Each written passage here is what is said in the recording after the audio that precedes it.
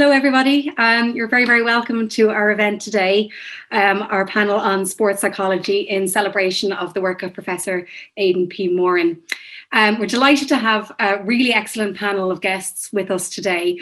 So just very briefly, I'm going to give you the rundown of what we're going to do this evening. So in a moment, we're going to hear from Professor Alan Carr, who's going to talk to us about his colleague and friend Aidan and their work together over the years. Then we're going to look at a short video put together by our Chief Technical Officer, Colin Burke, a memorial video before Aidan made by the staff in the School of Psychology. And then after that, we're going to hear from Aidan's brother, Dermot Moran, and then we're going to move on to our main event, which is, of course, our panel discussion on sports psychology. We are going to have an extended Q&A session at the end of that panel discussion. So the way I'm treating that is think of this as having access to a free sports psychologist. So if anyone has any questions for the panel, please feel free to put them into the chat, and then we'll at any time over the course of the session, and then the panelists will be very happy to answer them at the end.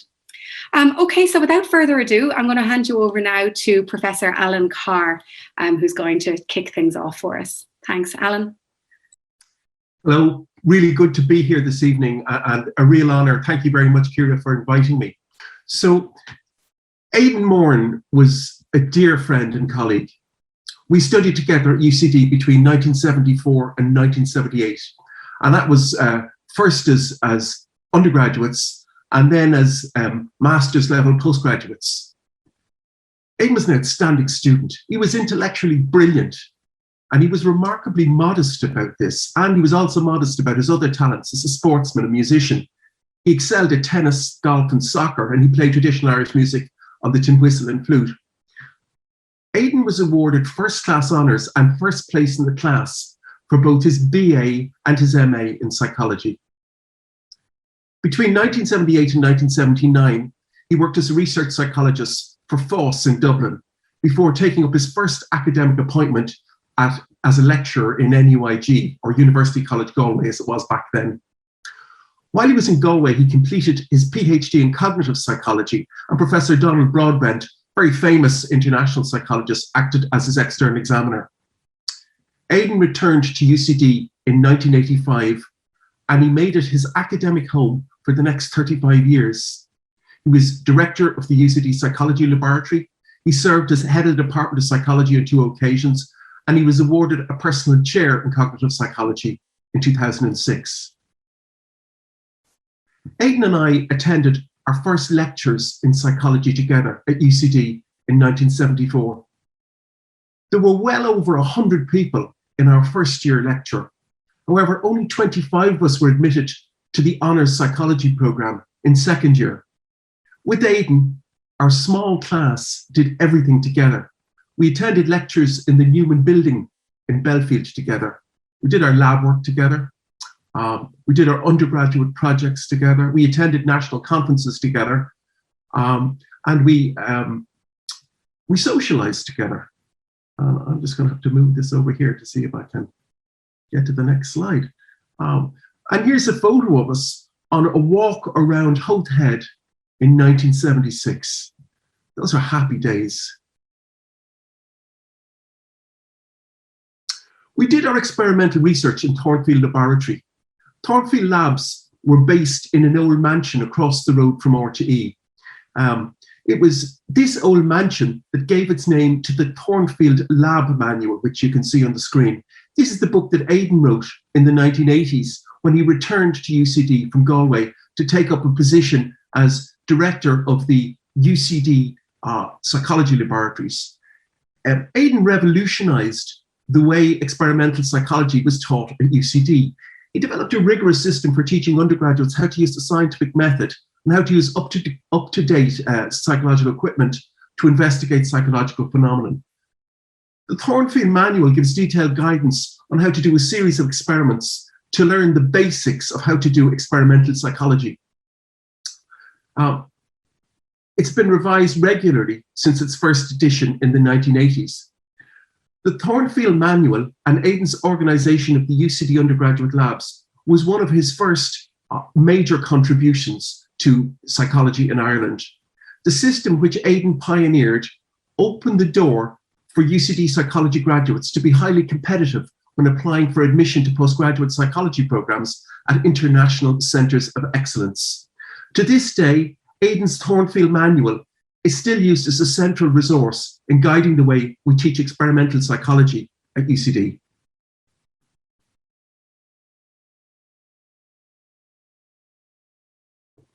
Aidan and I did our final year undergraduate projects together under the supervision of Father Michael Nolan. Father Nolan met a group of 5 of us for supervision in his office in D5 in the Newman building on Wednesday evenings at 4 o'clock. From the outset, Aidan was a cognitive psychologist. He did his undergraduate project on concept formation. He used a card sorting task for his experiments, and all of us in Mike Nolan's project supervision group were participants in Aidan's first experiment in psychology.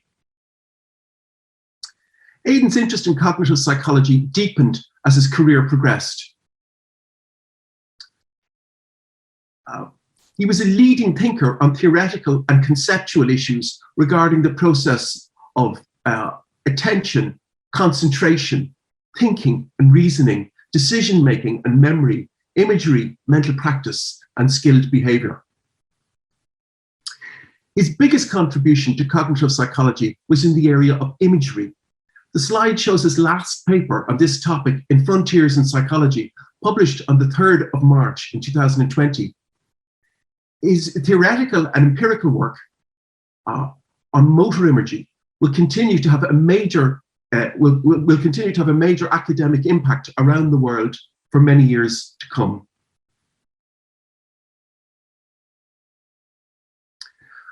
As an undergraduate, Aidan and the rest of our class were members of the UCD Psychological Society and of the Psychological Society of Ireland. Aidan was centrally involved in all aspects of the UCD PsychSoc in the 1970s. The guest lectures, the social events, and the soccer matches against our friendly rivals from the TCD PsychSoc. And here's a photo of him with his team after one of these matches. Aidan had a lifelong involvement with the UCD PsychSoc. He was honorary treasurer of the PsychSoc for decades and regularly attended the annual UCD PsychSoc ball. I was with Aidan when he attended the first national PSI conference in Galway, his first national PSI conference in Galway in the mid-1970s. And I remember he was particularly interested in a set of papers inspired by Jerome Bruner's developmental theory of inactive, iconic, and symbolic modes of representation. Maybe even back then, he was beginning to formulate his ideas on motor imagery and inactive representation. Aidan had a lifelong commitment to PSI, serving first as chair of the PSI Western Group when he was a lecturer in Galway, and later as a member of PSI Council. And he was a founding member of the PSI Division of Sport, Exercise and Performance Psychology. Aidan's greatest contribution was the establishment of sports psychology in Ireland, and I guess that's why we're all here this evening. I think of him as an alchemist who combined 2 elements and produced pure gold. Aidan was skilled at tennis, soccer and golf. So the first element was he had rich sports experience. He was also a great cognitive psychologist, and this was the second element. He was a brilliant scientist. Aidan was the alchemist who brought these 2 elements, experience and science, together and produced a theoretically sophisticated and empirically rigorous approach to sports psychology. Aidan was fond of saying, although sport is played with the body, it's won with the mind. He's the godfather of Irish sports psychology. He taught and supervised research in sports psychology at UCD, and leading Irish sports psychologists conducted their training and research under Aidan's supervision. And we're lucky enough to have some of these colleagues on the panel this evening. As a solo author and in collaboration with colleagues, Aidan produced many books on sports psychology. He wrote best-selling books for academic audiences, but also for athletes. Sport and Exercise Psychology, A Critical Introduction, is required reading on sports psychology courses around the world. And Pure Sport is one of the most widely read books for athletes and coaches in sports psychology. Aidan's publications and international conference presentations drew him into collaborations with a network of leading sports psychologists from around the world. In 2006, Aidan founded the International Review of Sport and Exercise Psychology. Since its inception, this journal has had a high impact factor, and it's been the go-to journal for up-to-date reviews of any aspect of sports psychology. The founding of this journal confirmed within the international academic community that Professor Aidan Moran was a leading world expert in sports psychology. However, Aidan was not just an academic, as we all know. He was also an expert practitioner. He provided expert advice to many sports champions, including the golfer Padraig Harrington, the rugby player Ronan O'Gara, and the snooker player Ken Doherty. Aidan was, for a period, official psychologist to the Irish Olympic squad. He also served as chair of Sport Ireland Institute Quality Assurance Committee for a time. As a psychologist, Aidan had a significant social or public impact, particularly at a national level.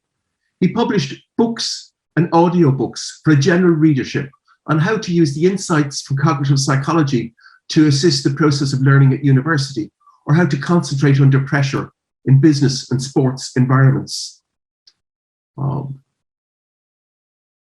With Dr. Mick O'Connell from UCD, he wrote the book Timeless Wisdom, which explains the psychological insights encapsulated in Irish proverbs. This book covers all the important topics in life: food, drink and weather, markets, land and health, happiness and love, marriage and death. Aidan was also a regular broadcaster on national radio, especially in the Marion Finucane programme. He spoke about a very wide range of topics relevant to the application of cognitive psychology in everyday life.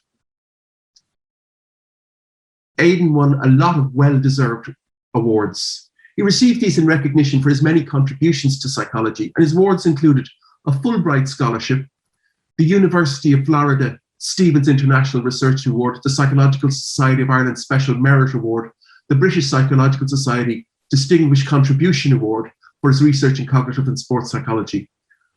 He also received a President's Research Fellowship in UCD to fund collaboration with colleagues at Imperial College in London and Harvard University in the United States.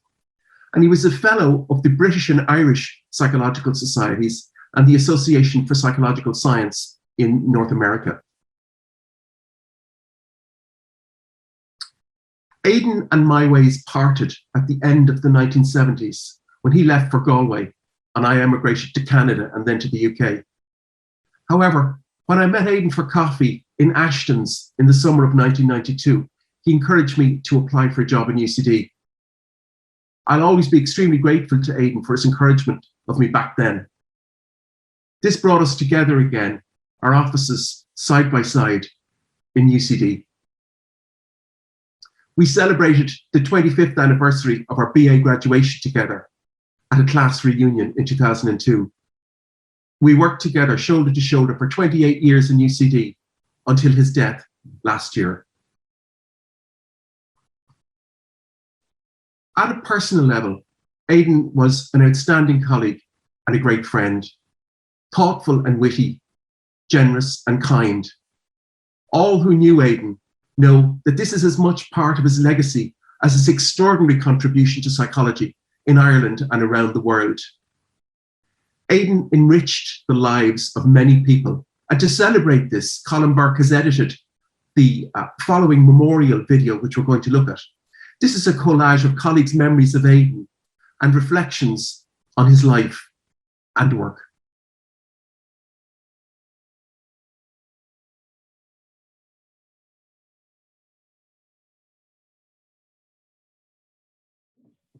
Thinking about Aidan and my memories of him, I'm conscious that lots of people will talk about the contribution he made as a researcher and as an expert and as a teacher and an academic, and the amazing impact that he's had on UCD, the school, psychology.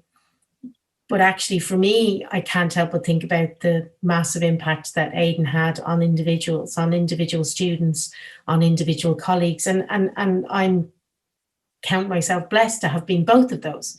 So I met Aidan first as an undergraduate student here in UCD. I came in the first year that psychology was introducing a quota at the end of first year to get into second year. And there were, I think, 700 students registered for psychology that year in first year. And in one of Aidan's first year lectures, which was in Theatre L, it was early in the semester and students had filled every seat, but also filled the steps leading down to the bottom of the lecture theatre. And I don't know how it felt to Aidan talking to that many students, but being one of those students was very overwhelming, thinking about what would happen next. Lots of people will talk about Aidan as the director of our labs and as the coordinator of our undergraduate lab modules. And that's where a lot of people first met Aidan. And people will talk about how surprising it was that he always remembered your names. And all of those tiny little things just show the person that Aidan was. And again, that impact that he had just on people's lives through just who he was. A big thing for me is that Aidan gave me my first job in psychology. And when I was a postgrad, I was appointed as the research demonstrator for the school, which meant that I delivered labs and I also had other responsibilities, but I would have worked closely with Aidan around that. And then just over the years, he literally impacted every aspect of my career as an academic, of my development as a person, becoming more confident being a lecturer, learning from him about managing research. I can think of so many valuable pieces of advice that he gave me about how to manage very challenging circumstances, but also to navigate the complexities of doing research and, staying friends with everyone. But none of those examples really capture the fact that he was a hugely, hugely supportive teacher, mentor, friend. And I feel very lucky to be able to say friend. Aidan and Angela attended my wedding, and myself and my husband Mike attended Aidan and Angela's wedding. We all miss him hugely. And hopefully tonight we'll mark some of that. And the memories that people have shared on this video will hopefully give those who didn't have the joy of knowing Aidan as much as we all did, and give them a sense of what that was like.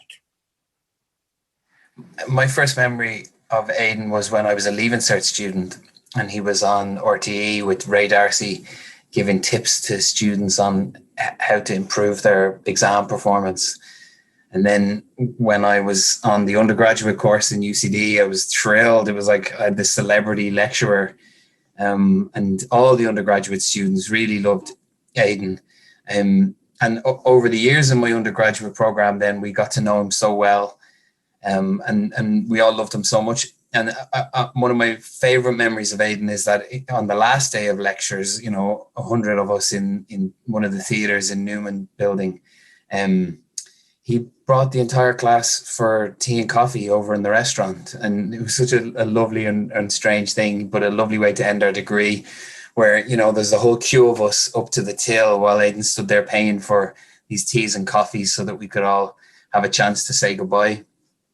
And I think I was so grateful that over the years then, as Aidan mentored me in my job in the UCD School of Psychology, I kind of saw more of that generosity towards students and his generosity and kindness more broadly to everyone.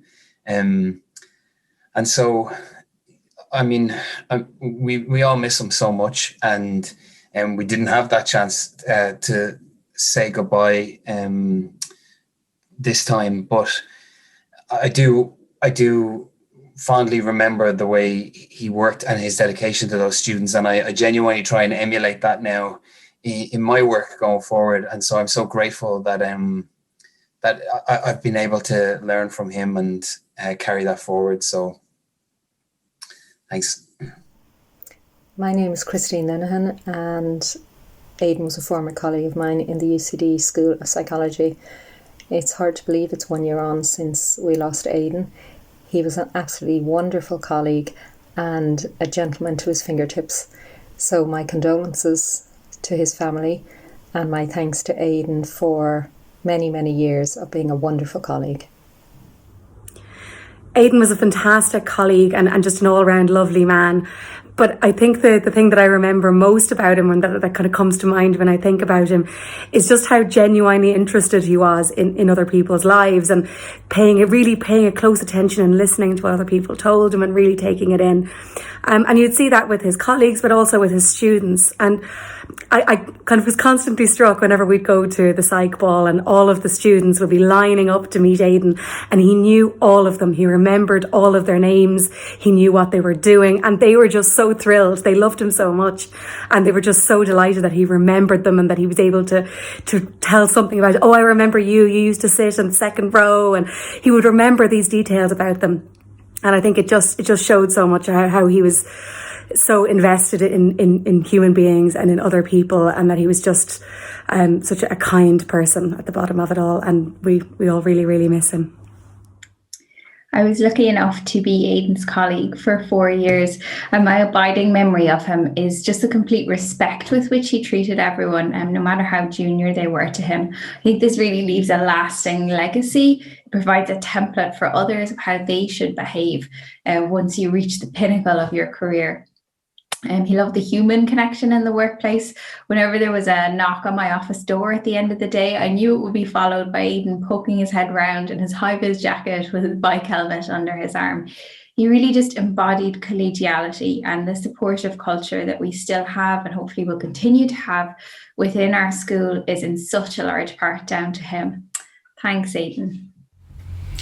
My name is Colin Burke. I work in the School of Psychology. I worked there with Aidan for over a decade now.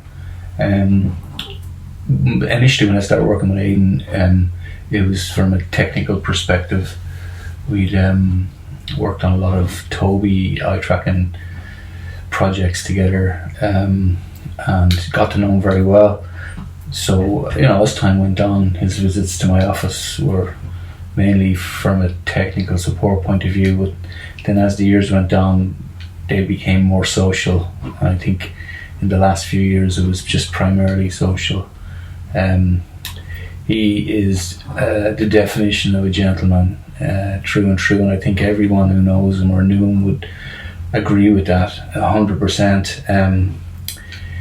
He's going to be greatly missed in the school. He is already, and I just want to give my best to his family, Angela and Kevin. Thanks. Professor Aidan Moran is one of the persons directly responsible for setting my life in Ireland. He was a member of the panel that selected me to be an Ad Astra Fellow at the UCD. He offered me a place to stay when I arrived in Dublin, a gesture that I will never forget. Also, his example of harmony and balancing between working hours as a sports psychologist and practicing physical activities. In my first year here, we worked together in the supervision of his undergraduate students. He was always kind, diligent, and fostering opportunities, a gentleman and a great professor. Just a quick message to say we missed you, Aidan. I didn't know you for a long time, but you made a quite impression on me when we met the first day, and you knew who I was, even though I was a new member of staff. You showed deep empathy in terms of the move and what it meant for me to come here to Dublin. And I'll never forget that you were quite keen on knowing some about my research, even though we wouldn't maybe share those. So thank you for always being a curious and collegial colleague. We miss you.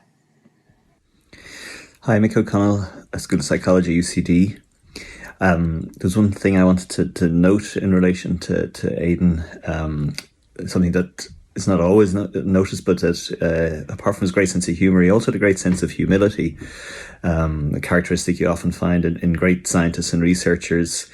His office was beside mine, and it was quite common that we chat. We also co-wrote a book on the psychology of proverbs, so So we chatted a lot, but Aidan always had that ability to make you feel somehow you were the master and he was the student, whereas of course the exact opposite was the case. He always had the mastering of the subject, but I just thought it's worth remembering that great sense of humility that he brought to his all his professional life, and in contrast to his great skill and knowledge. Hello to Aidan's family and friends. I knew Aidan first as a supportive colleague whose expertise, academic rigour and humanity always made his advice so valuable.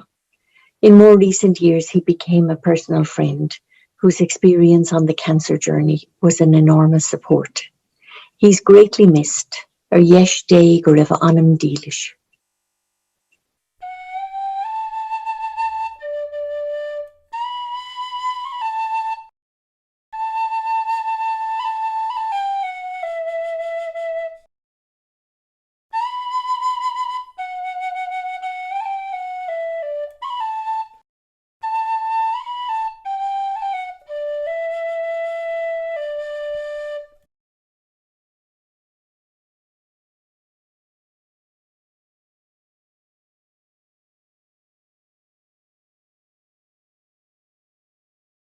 So thank you so much to Colin for putting together that video. It's so nice to see all those attributes and everything coming from all of Aidan's colleagues who, as you can see, really loved him and missed him.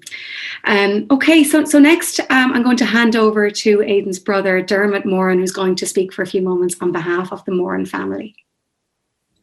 Thank you very much, Ciara, and thank you to all Aidan's former colleagues and former students. It's been very moving sitting here, listening to and watching these tributes from so many different people. I'm just here, since you've heard so much from Alan and others, but especially Alan, who went through the whole trajectory of Aidan's very rich life, from his undergraduate days in UCD, right through to his return as professor and director of the lab in UCD, and indeed to his activities on the sports field and elsewhere. So I want to thank Alan especially for giving us a wonderful run through of Aidan's life. I think Alan really captured everything that I would like to say. So I suppose I want to say something more just about the private Aidan, the Aidan from our perspective of the Moran family.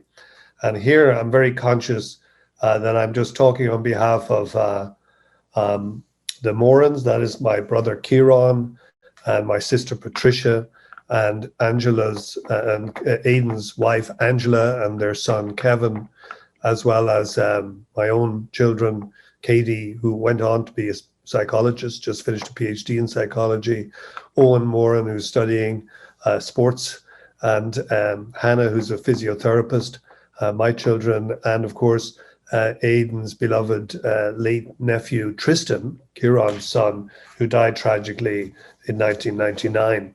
So, I mean, the whole family are united in grief, really, because we had a tragic and sudden loss with Aidan in March 2020, right at the beginning of the COVID nightmare that has been on us for a year. And of course, we didn't even have a real funeral at that time. Well, we did, but it was limited in participants. I myself was in America and couldn't attend, and I watched it on Zoom. So it's kind of ironic that 1 year later, we are still celebrating on Zoom. But it's wonderful for us to all be gathered here. And some of the themes that I think came across, I just want to emphasize. I was just thinking that Aidan was really at home in many different areas, and I think the word gentleman captures it extremely well. He was one of nature's gentlemen. He was just humble, modest, inviting for people to talk to, and always had his office door open for students and for faculty, and indeed his home. He was modest in the extreme. I mean, he really cycled to work every day. I mean, and in the old days, he was up and down on his bicycle to the Thornfield Lab, which Alan Carr described very well as this old mansion opposite RTE. And there was a great cast of characters in UCD at that time, including Mike Nolan, who was fondly referred to there, I recall Mike Nolan used to have a lecture he used to give to first-year psychology students, and of course there were so few of them went on into second year. He would say to the whole of Theatre L, about 500 students, look to the left of you, look to the right of you. Neither of those two people will be here next year. So this was his way of pointing out that psychology was an extremely selective discipline, and I think you've all mentioned that. But Aidan was really the human face of that discipline for all of those students who were struggling to get into that narrow funnel of the honours group, as it used to be called in the department of what was then logic and psychology. And then he moved on to becoming professor and moving into this relatively new area, sports psychology.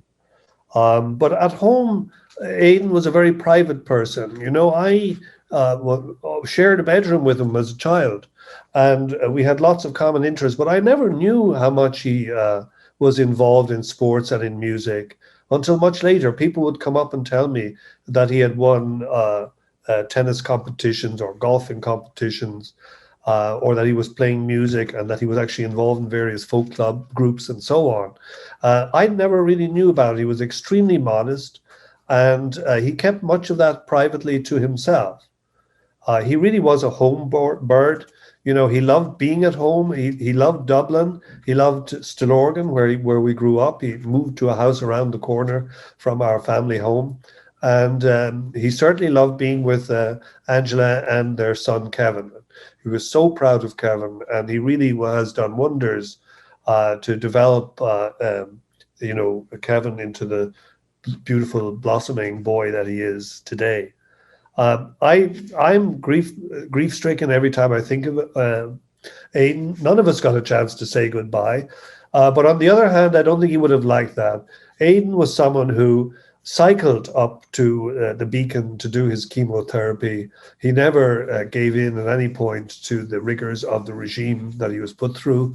And even on the last day in hospital, I spoke to him. I was able to fortunately speak to him on his very last day. And he was making plans for the next day, which would never come, unfortunately. But he was very, very optimistic. He was very open-hearted. Everyone has said, I think rightly, he was very generous. He was very unassuming. He was very open to others. And I think they're values that we as a family have experienced from Aidan all through the years. Very supportive of others, very supportive of his late nephew, Tristan. And indeed was a rock of sensibility, of sense and sensibility in our household. So I just want to say once again, on behalf of Angela and Kevin and my brother Aidan and my sister Patricia and their family and my own children, thank you so much for celebrating Aidan today. And we are really honored to be part of it. And it's a very moving event. And I'd like to thank Ciara and Alan and Suzanne and everybody, Tina Hickey and Barbara Dooley and all the people, Brendan Rooney and Colin Burke. I better stop because if I leave names out, I get into trouble. So thank you all. You were all esteemed colleagues of Aidan's. He spoke highly of all of you and he loved being with you. Thank you very much. Ar yesterday, Goreva Anam Deelish. Indeed. Thank you. Thanks, Dermot. It's really nice to hear that perspective as well. Okay, so I think when we were thinking about how to celebrate Aidan's life and what we should do, it was really, really clear that the best thing that we could do in order to really showcase what Aidan was about was to run an event about his field, on his field of sports psychology, and working with people that he worked with, people who were his students, who he knew really, really well. Because as has been discussed by so many people, Aidan was always so devoted to teaching and to kind of that idea of giving psychology away and of giving it back to other people. So with that in mind, we decided to run this panel on sports psychology. So I'm going to hand you over now to the chair of our panel this evening, who is Dr. Mark Campbell, who's a senior lecturer in sports psychology at the University of Limerick. And he's going to be sharing the panel with Kate Kirby, who's head of performance psychology at the Sport Ireland Institute, John Kremer, who's a sports psychologist and the author of Pure Sport, Sports Psychology in Action, which he co-wrote with Aidan, and Olivia Hurley, who's a lecturer in sports psychology at IADT. IADT. So all that said, I'm just going to hand you over now to Mark. Thanks very much, Ciara, and Dermot and Alan for the tribute so far. It's a pleasure to be here. It's an honour. I'd like to introduce you to our panel members today, Dr. Olivia Hurley, Dr. Kate Kirby and Dr. John Kremer. I might just ask the panel members just to introduce themselves and maybe how they knew Aidan.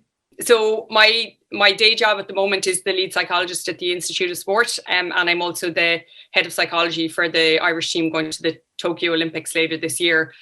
I met Aidan way back when I was doing an undergrad in UCC, and I had intended on doing sports psychology but didn't clearly research it very well because there was no sports psych in UCC. So I rang Aidan in a panic, wondering how would I progress and what would my next option be. And it was so long ago that I remember ringing from a landline at my old house and having to set up a meeting with him and get the train to Dublin and go to see him in the School of Psychology in UCD, where he helped me come up with an idea for my undergrad project and steered me towards the library where I had to photocopy all the journal articles and head back down on the train with them under my arm. So that was around 2000. And I had no contact with him again for a couple of years until I was almost finished my master's, and I got back in touch wondering where was I going to go next. I was in the UK at that stage, and again, like, he was so responsive to my request for help. He got back to me straight away, and he actually, as it happened, had applied for funding for a PhD project, and I had done my research, my master's thesis on a similar project, sportsmanship and cheating and doping in sport, and I ended up being taken on as his PhD student, which was the best career opportunity I could possibly have been given. Great, thanks, Kate. Olivia? Can you hear me okay, Mark? Can do, perfect, thanks. Thanks a million. Lovely to hear what Kate was saying there. I suppose, well, first of all, I'll introduce myself. My name is Dr. Olivia Hurley, and I am a lecturer in IADT on the Applied Psychology programme, mainly lecturing in sports psychology, obviously, and then also in research methods and statistics in year 1 and 3. And I think I got my love of research and all of that kind of thing from Aidan as well. So I'm also a member of PSI's Executive Council, and I'm also one of, as Kate has mentioned there, one of Sport Ireland's accredited sports psychologists as well. So I kind of wear a number of different hats as an academic, as a consultant, as a researcher, a writer, etc. So in terms of my fondest memories, can I just say I was trying to listen as everybody else was speaking, and I was saying everybody else is stealing all of my thoughts and lines. And the one thing that people didn't mention was how snappy a dresser Aidan always was. He had this absolute knack for when he came into lectures. And that was one of the things that struck me most about him when I first met him as a young 18-year-old in UCD when I was studying psychology. Obviously, I'll come to that in a moment. But anybody here who knows him knows that every lecture he was in a suit and tie, and we used to try to guess what colour the jacket would be as he came in. Would it be the burnt orange? Would it be the blue? Would it be the cream or the white? It was never black or grey or navy. It was always bright, vibrant, and that was Aidan, even though he was such a quiet person. So to answer your question, Mark, in terms of my first, if you like, interaction with Aidan, it's at this stage, I think it's a very famous one, because I think I don't think hundreds, thousands of people at this stage. So I did science in UCD. That was my degree. I didn't do the BA. So mine was the original BSc. And I wanted to do psychology, but you had to do a general first year. So my first year was a general science year. And then in second year, you specialized. And I chose psychology, pharmacology, and maths. So my first lecture, one of the first in my psychology second year as a young 18-year-old, when I arrived into UCD, I was 17, couldn't even go to the student bar. So, and that was probably a good thing because I was an athlete anyway, so that didn't really matter. So I had my first lecture with Aidan, cognitive psychology. He came in one of his flashy suits, came down, full theatre L, and he gave the most amazing lecture on cognitive psychology. I was completely enthralled. Everything about memory, decision-making, problem-solving, mental imagery. He went through it all with us. And he gave loads of sports examples. And I was a track and field sprinter at the time, and sport was, like you, Mark and Kate and John, our great interest in sport. And I was fascinated. And he gave loads of examples about, you know, putting the whole concepts of psychology and cognitive psychology, which is really quite complex, into really simple, easy to understand, if you like, kind of descriptions, but with sport as his vehicle to explain them. So at the end of the lecture, as is famous, I went down and I waited all of the students who queued up to meet Aidan at the end to chat to him. And there were hundreds. And at the end, I was one of the last ones. And I said to him, I introduced myself. I said, my name is Olivia Hurley. I'm a sprinter on the UCD track team. How do I become the female version of you in about 10 years' time? Which now sounds so, in many ways, disrespectful, because there would never be another Aidan. There would never be a female version of him.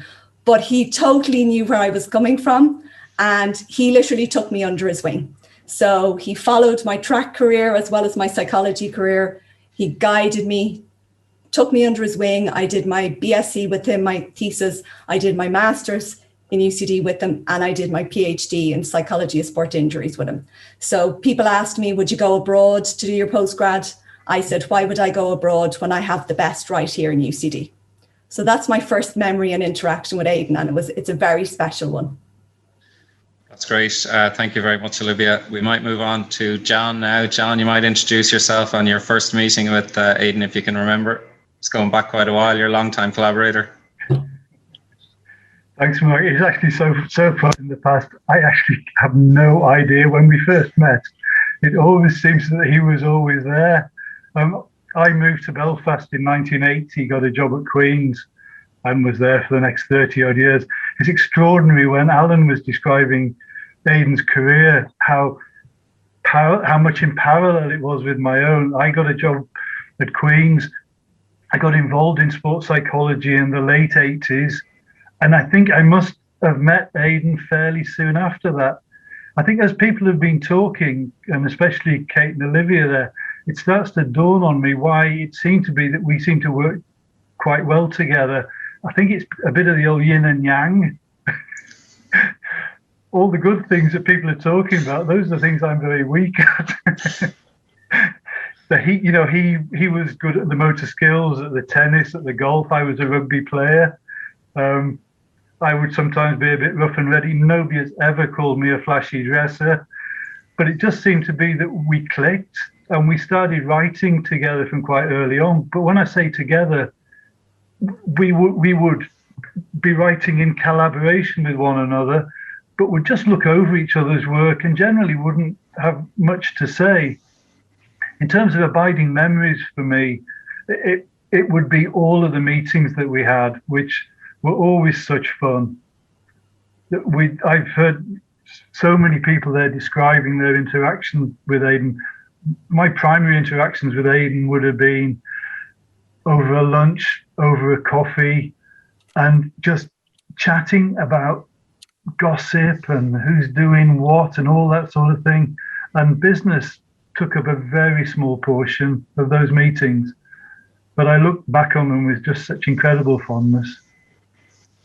That's great. Thank you, John. I suppose my own memory of Aidan is 1998, starting in UCD. So Theatre L, like Susie Guerin was saying there, was packed. And I wanted to do clinical psychology. So that was what I wanted to do when I was in school.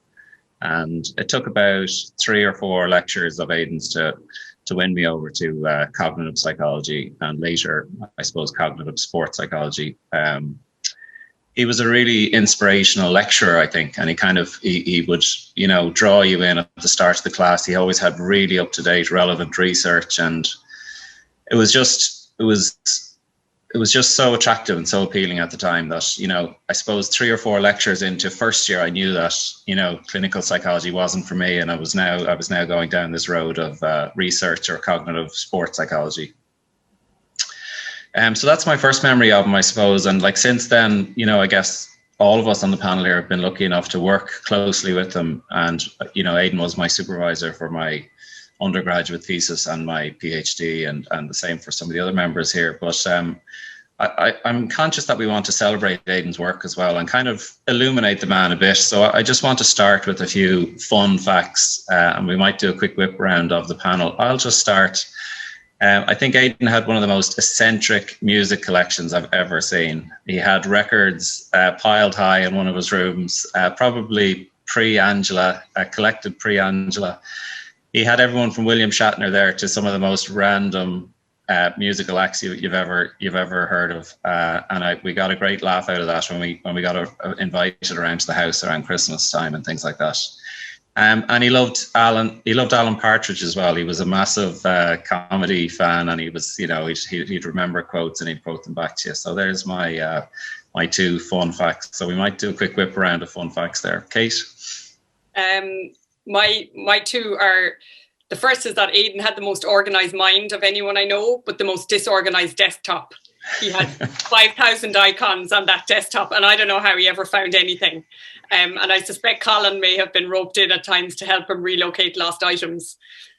The second one is probably similar to myself. He had maybe a healthy disregard for bureaucracy and rules. And whenever there was some issue with finance or HR or IT in UCD, he'd say, "Here, I know someone, come on, we go over," and you'd march over, and because everyone loved Aidan so much, they do things for him straight away and get it sorted out rather than sending 55 emails to get something resolved. So the strength of his relationships across all departments in the university pay dividends for everyone, I think.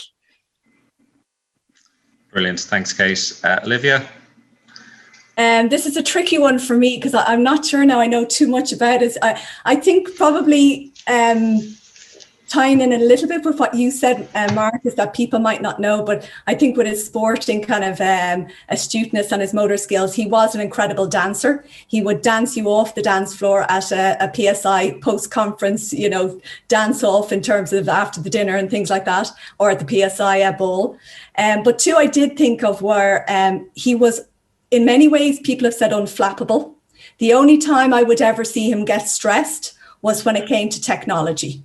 He did not I remember his acetates and putting them up, one by one in the old lecture theatre. And when everything went technology, it was the only time I ever saw fear in Aidan's eyes when you'd come in and he'd say, "Can you help me to kind of hook this, or is this going to work," or whatever. So that's one of them. And the other one is that I think Kate knows this, and yourself, John might not know, but our other colleague, Tig McIntyre, would remember it, that a number of us got together and we were known as Aidan's Mafia. So if anybody messed with us, we were known as the 5 or 6, as his kind of collective PhD group that you didn't mess with.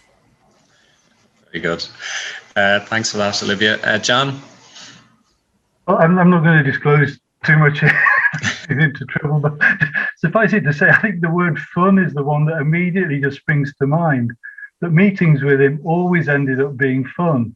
You may have been doing the most dreary topic under the sun, but somehow or other it just became enlivened, and it was just full of anecdotes and wit and all those things. And that, again, would be my abiding memory. Brilliant. Thanks, John. I suppose the plan for the next few questions really is to talk about, I suppose, Aidan's work in sports psychology, and maybe just to illuminate that for some of the participants who might be keen to kind of know about kind of some of his early influences and maybe some of the more influential parts of his work for yourselves. And I suppose just with that in mind, then, what was the first piece of Aidan's work that you came across, or what was the first piece of work that you read and you just thought, I would like to work with this guy, or I would like to be supervised by this guy? And we might start with you, John, and we'll go in reverse order this time. Well, to be honest, it didn't actually come from that contact, because both of us were aware of each other and our work in those early days. This is back in the early 90s.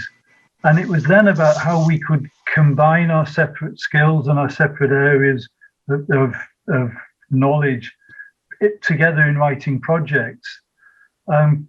So I was coming at it very much from the team end, from the social end of sports psychology. Aidan was coming at it from that cognitive end.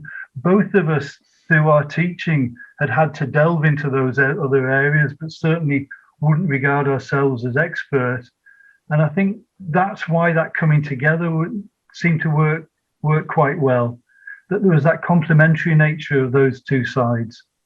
But there's not a particular paper. It's just whenever material started to come through, it was just such a joy, because he had such a wonderful touch when it came to writing. He wrote as he spoke. It wasn't affected in any way, and he could put across ideas in such an accessible manner that it really was just such a light touch in terms of having to get to the finished product. Very good. Thank you, John. Olivia? Again, Mark, I had to have a good think about this one, because I was trying to remember what was the first thing I read, and I have to thank Alan Carr, because he put up a picture a few minutes ago, and that actually triggered for me. I know exactly what it was. So I had lined up in case anything had come up. We all know about his book around, great study skills. I have these all on my desk, pure sport. We also have this amazing legacy of his critical introduction to sports psychology. But for me, the one book I don't have here tonight is the one that he wrote on the, I'll get now the exact title, The Psychology of Concentration in Sports Performers. So that original book way back in I won't say how many years ago it was published, but it was one of the first books that in that cognitive psychology course that I first met Aidan in. He recommended that, and it had just come out. And that was, I think, one of the biggest, I suppose, pieces of work that I read that showed me his ability to bring things together, all of his research and all of other people's research, and communicate it in a way that really just resonated with me, and that really just gave me a passion for the discipline and wanting to know more about everything he was doing and everything that we could collaboratively do potentially together in the research that I was interested in. So that was it. Very good. Thanks, Olivia. Kate? Yeah, I guess mine was quite specific around my undergrad and the help he gave me in coming up with the topic. So that guided me towards his writings on mental practice and looking at differentials between mental practice, physical practice, or combining the two. And he was really helpful in guiding what the task would be and what readings I should do around it. So for me, it was that area initially, for sure.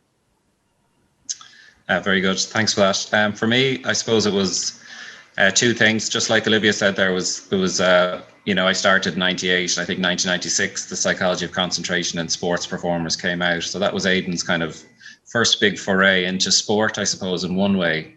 1994, he had published the Mental Practice Meta-Analysis, which is, one of the most highly cited articles in sports psychology, with over, I think it's over 2,000 citations now. So that was such a hugely impactful piece of work. And it was just the message was so simple in lectures. He'd say, mental practice is not as good as physical practice, but mental practice and physical practice always trumps physical practice, and he would quantify it and everything else. And it was like John said there, I think it was just a really simple message of kind of some complex findings a lot of the time. So he was, he had that lovely way to make things seem and read really simply. And those two pieces of work for me were really interesting. And I can always remember the figure in the concentration book. Olivia, you might remember it. It was kind of like 8 steps about concentration and the various parts to them there. And I've used it, I've robbed it and used it for many years since, when I'm lecturing students down here in the University of Limerick. Okay, I want to move on then, and I want to ask you as panel members, maybe what you think Aidan's biggest contribution to sports psychology is. I know it's a big, tough, horrible question, but if you had to just, say one big contribution that he made to sports psychology, what would it be and why? And we'll start with you, Kate. Sure, you're on the spot there. Why not? I think actually it was about getting it in the public domain. So someone mentioned there, I think it was Dermot mentioned the regular slot he had with Marion Finucane, and it just demystified this area that had a bad rap and had, loads of misunderstandings around it. And the way he simplified it, but kept it evidence-based and didn't make grandiose claims that a lot of other people were making.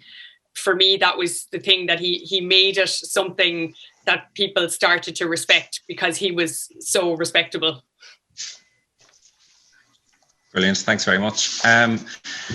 Olivia? Yeah, I think I'd have to agree with what Kate has said there. I think Aidan was one of the first people that people recognised in Ireland as a sports psychologist. Many people have gone on to try to emulate and to kind of, be, as I said, like him. But I think he was just somebody that, and Mark, you would know that he often felt that he was a bit of a fraud. He would often say, I'm not a sports psychologist, I'm a cognitive psychologist, which really could not have been more untrue in how he guided all of us. So I think Kate's point about him getting it out into the public domain, demystifying it, communicating it in a simple way. And it was really about helping people to understand complex, really complex kind of processes, mental processes in a very simple way by the types of like Marion Finucane examples that he used to give. One of my favorite phrases that Aidan used to say was, and he said it many times in lectures and he said it many times to athletes and to students, was act your way into the feeling rather than feel your way into the action. And I thought that was always a lovely message. He had little phrases like that he loved to communicate, like you've said about mental practice, like you've said about concentration and so on, and about Alan saying it's played with the body, but one in the mind. He had a way of just simplifying things. And I think his contribution is in many ways immeasurable. It's so hard to pinpoint, but I think getting it out into the public is one of his greatest legacies. Great, thanks, Olivia. John, what is it for you? I just reiterating what Olivia said there, it's really hard to imagine what sports psychology in Ireland would be like without Aidan. That what he did was he established the tone, he established the ways of doing business which were right and which have continued through to the present day. And if it hadn't been for that influence, I don't know where we would be. The theme of the PSI lecture I gave was very much about this, was about the fact he did it right. He became the expert, he became the academic, first of all, and then he went out and practiced. And he's set the benchmark actually for sports psychology in Ireland at such a high level that I think that it's extraordinary. It's unimaginable where we would be without him. And I know in these situations it's easy to sort of go overboard, but this is without exaggeration. It would be so difficult to think where we'd be without him. And I see a message there just popped up from Niamh Fitzpatrick, just saying almost this very thing. There's so many people who owe so much to the way how he established the right ways of doing business. Lovely, thanks, John. And just for attendees as well, like keep your memories coming in. We'll certainly get through them, and if you want to put questions up now, you can do that, or we'll get to them in a little while. But I suppose for me, Aidan's biggest contribution was the translation of psychology into practical real world things, and whether it was on Marion Finucane or whether it was on various television shows that he took part in, or whether it was through audio recordings or popular books like the one you authored with Aidan, John, Pure Sport. I think he translated research as well as doing the research, and how time consuming that can be. He always set aside time to translate that into really manageable chunks for people who can take it, that information away and use it in a real world setting or in a performance setting. And of course, he was a sports psychologist. He never called himself a sports psychologist because he said he never had any specific training in sports psychology, but he really was a consummate professional. And he did span that whole, not only was he an excellent researcher who did very good basic experimental research, he translated it into really accessible chunks for the public and for performers. And the people coming out of his office was a who's who of Irish sports people for many years. And he would never mention anything that he was doing with any of them. They just were in and out, and typical Aidan, it was just straight on to the next meeting. And he really was a kind of a superstar psychologist. He was just so well known, and he was able to teach, and he was able to research, and he was able to translate it. So it was that was for me was some of his biggest influences there. I think that the interesting thing about Aidan for me is that he had so many interests. You know, I went to him, you know, at the end of my undergraduate, and I said, I have an interesting idea. I'm a golfer. I'm a nerdy golfer, and I love, you know, I want to study how golfers perceive slope, how they read greens.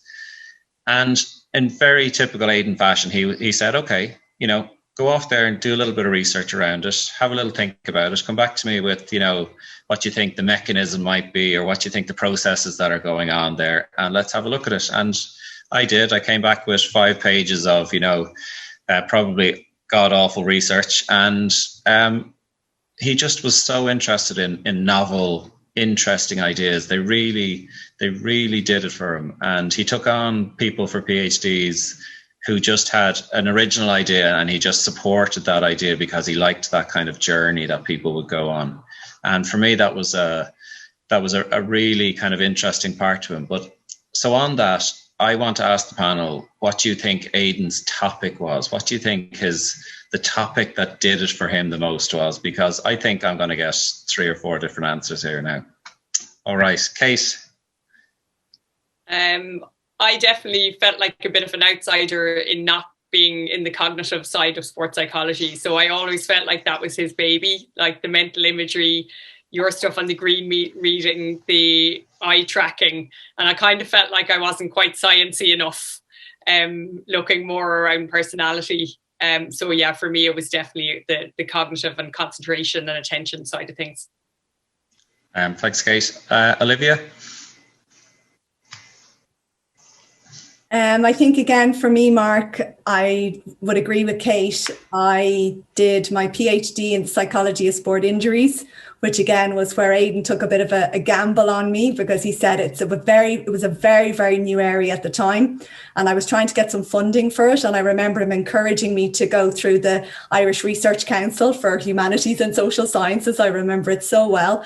And the first year I wasn't successful in getting funded. And I remember Aidan going to, if Dr. Teresa Burke may be online tonight. And I remember Teresa, along with Aidan, maybe, I think, putting in a good word for me, and I got funding for the first year through the UCD postgraduate scholarship. But for the second year, I always remember that I was in some ways lucky in that I have to thank a certain Irish rugby player who got seriously injured on a Lions tour back when I was going into the second year of my PhD. And I did get funding for the second and third year. And I remember Aidan saying at the time, that was probably the best thing that ever happened, because it put psychology of sport injuries into the public's mind and the impact that can have on a team, on an individual player, and that it is very much a psychological as well as a physical and medical thing. But I think in terms of your original question, I was lucky in many ways that my master's was in mental skills, cognitive style, that kind of area, mental skills training. And I do think that Aidan's, you know, his love was mental imagery, mental practice, those kind of things. Very good. Thanks, Olivia. John? Yeah, I'd have to agree with that. I think he began with that focus, using that word, on concentration, but I think he did that gig and moved on. And I think then it was the work around mental practice, around imagery, which was peeling away the layers of that and trying to understand the subtleties of what's involved around those processes was a thing later on. I also think, though, that throughout his career, he tended to get pulled in the direction of interests that students brought along. So instead of him necessarily leading the way, if somebody came along with an interesting idea, then he became engrossed in it as well. I remember being an external examiner for one postgraduate project, which was around music, and that opened up that whole new world there. And this happened time and again, that you would find he was interested in another theme because somebody had brought it his way. Yeah, very good. Thanks, John. It's hard to pin Aidan down on a topic, obviously. I think mental imagery really did it for him. I think he just was fascinated by simulating something in your mind before you actually went on to do it.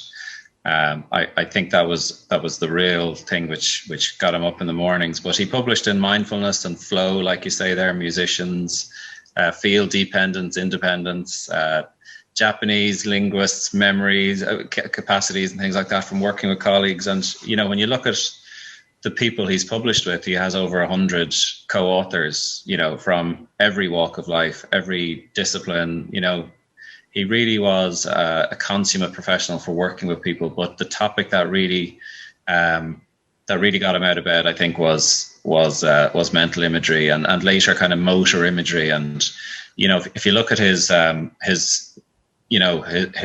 academic work from the last 10 years, I think he really almost sped up, you know, and he published a lot in motor imagery in the last few years with myself and Helen O'Shea and various other people. And he really was interested in that topic. But I think the other topic which he got a big kick out of was visual attention. He was very into eye tracking, and he bought the first eye tracker a long time ago in UCD, got funding for it, and it was the greatest load of rubbish. I tried for a year to get it going on one of my projects, and it was really, really awful.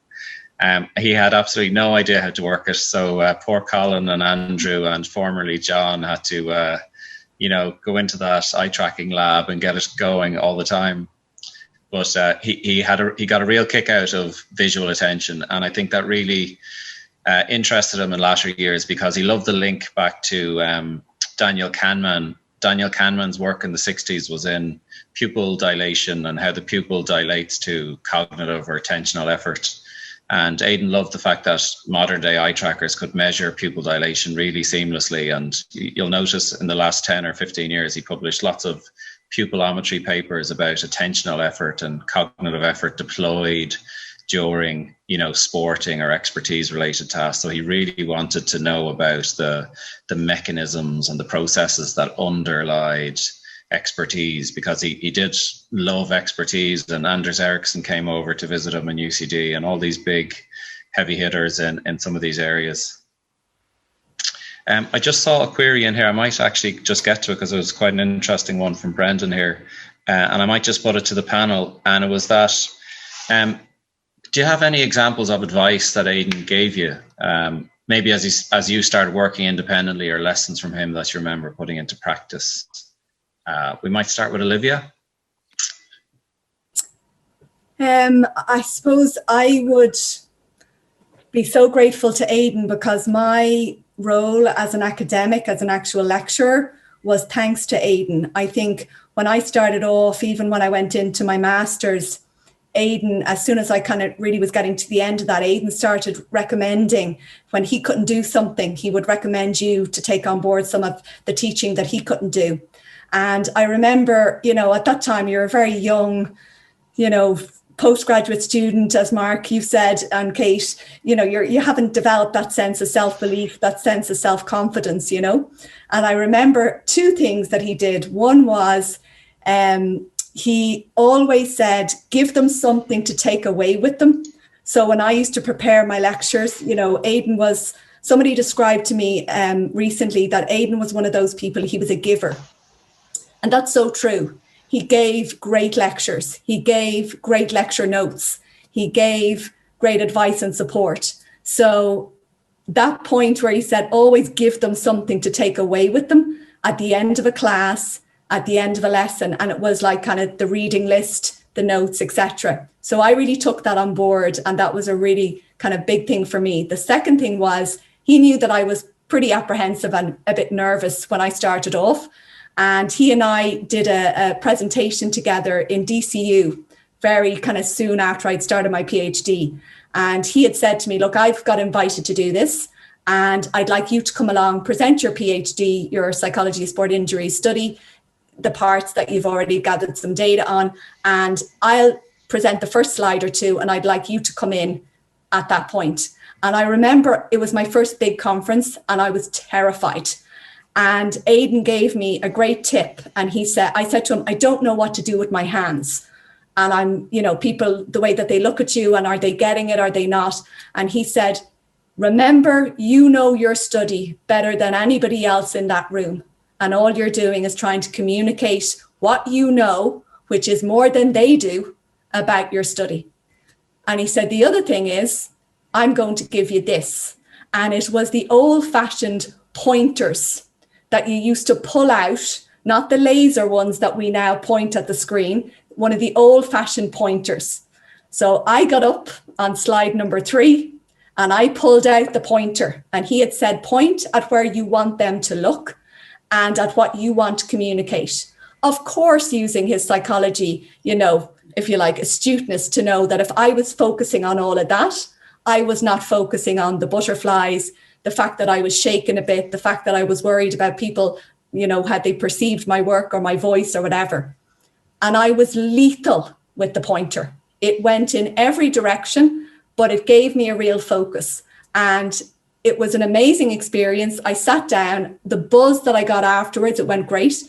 And to this day, I like to actually hold something in my hand when I lecture. And it kind of reminds me of Aidan in that he always had a way of giving you a tip or something that would support you in terms of what you were doing, that would make you feel really comfortable. And that was something that I really have taken away from his advice.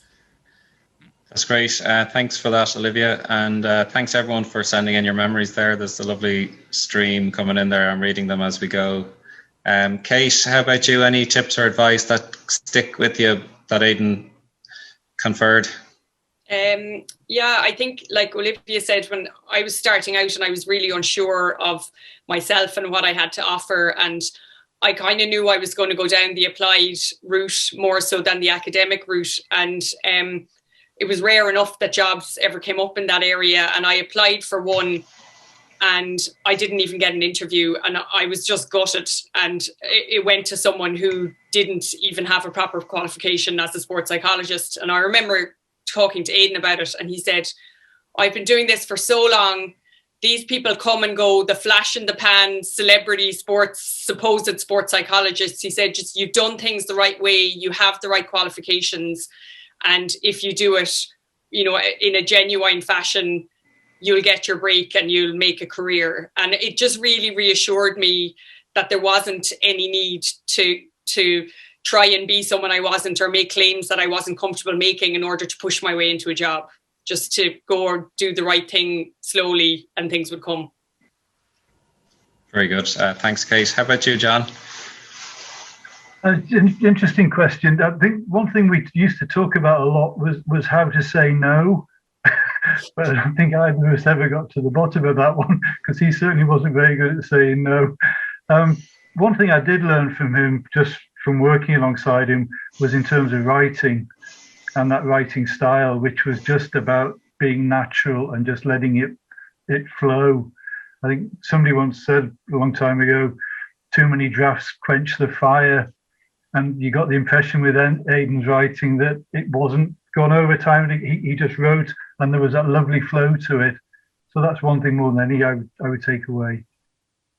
Very good. Thanks, John. For me, I suppose Aidan was a great source of advice around academia, you know, navigating academia. So when I got my first job in the University of Limerick, he would have been a great source of advice around, you know, topics, trying to get tenure or trying to get promoted, or, you know, what type of research should I do? Should I do lots of research with lots of people on stuff that I'm really not that interested in, or should I, you know, stick to my areas of interest and expertise? And I suppose his passion for particular topics rubbed off on me insofar as, you know, I wanted to pursue things I was interested in. They weren't maybe very sexy or they weren't very fundable, but they were topics that kind of got me up in the morning, got me kind of in to work and do my thing. And I think they've really stood to me. So some of those, you know, little bits of advice, he was never very, you know, he wouldn't sit you down and you know, tell you what to do. He was so gentle and relaxed about things like that, but